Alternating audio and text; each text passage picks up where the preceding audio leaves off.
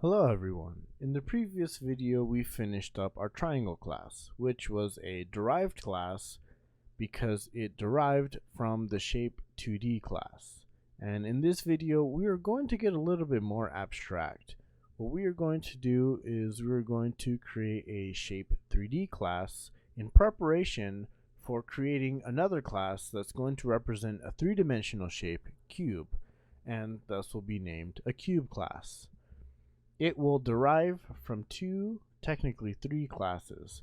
It will derive from the rectangle class, and thus indirectly inheriting from the Shape2D class, as well as our newly created Shape3D class. So why don't we get started? Here now I'm going to go about creating my shape 3D .h, and we'll begin the declarations for this class. So I am not going to inherit from any other classes, so I don't need to include any other header files. We begin by declaring the class Shape3D. Since it's not inheriting from another class, we can go ahead with the braces, the curly braces. So since I'm expecting for this to be a base class, I'm going to start off with protected, not private. And I'm going to define a double variable called depth. Now, what I'm going to do is I'm going to create the public methods. First, namely, the unparameterized constructor, then a public, then a parameterized default constructor, and then a copy constructor.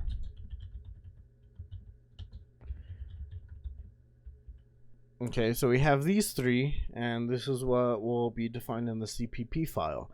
What comes next is I'm going to create a setter and a getter for the depth attribute.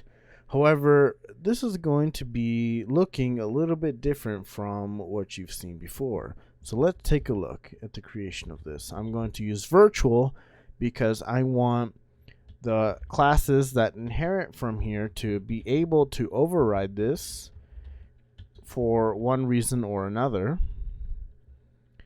And I want to do the same thing with the setter. So set depth, double depth. Okay. So we have this. So we've run into a problem here. Now we need to define these two methods in order for our syntax to be correct, because since we could inherit from this function, these need to be defined so that way the class that may inherit from this class can use it right away. However, I'm going to do something that's going to put a twist onto what we know.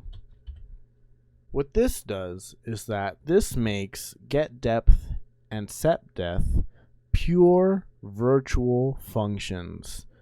So what this means is that I am now passing the responsibility of overriding these methods to classes that inherit from this.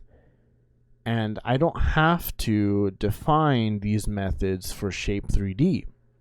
I only need to define the ones that aren't pure virtual methods, which are just the three constructors.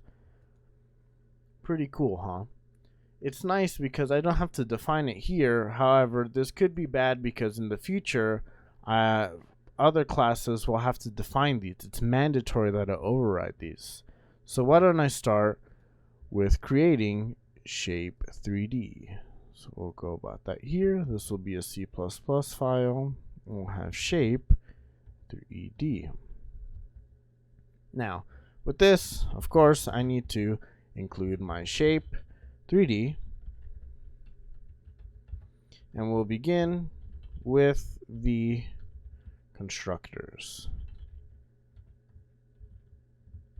So now, since this is just a basic constructor, I'm just going to set it equal to 1.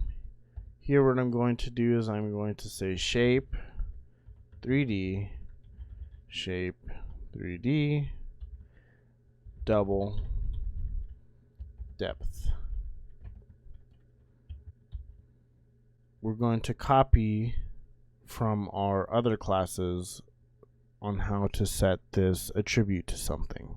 Now, if we were able to have the setDepth method already defined for us, we could have easily used it for this, but because it is a pure virtual function, we are going to leave it for classes that inherit for depth and leave the responsibility to that. So because of that, we need to define it the hard way for setting depth appropriately to a value that makes sense to us for this.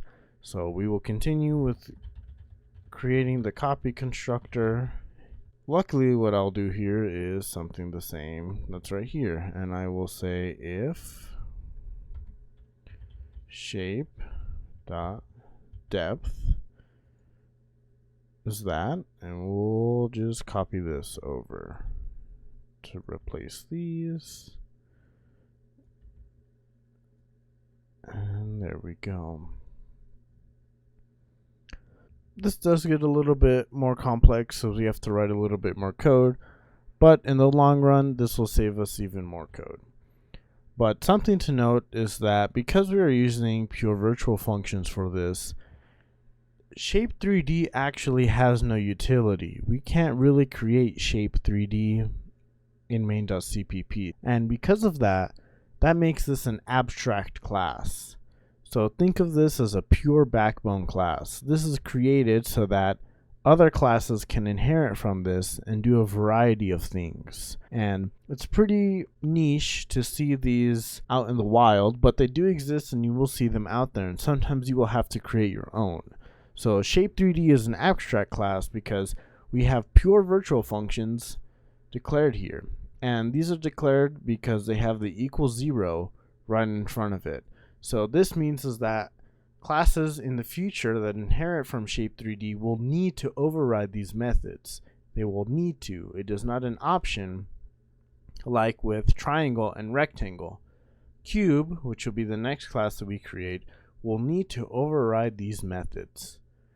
And Shape3D cannot be just declared as a normal class because it is abstract, and the syntax for creating this won't work because we have some pure virtual methods. We just have constructors, and outside of that it has no utility. So that's what makes Shape3D an abstract class. Thank you for watching, and in the next video we will implement our cube class. Thanks.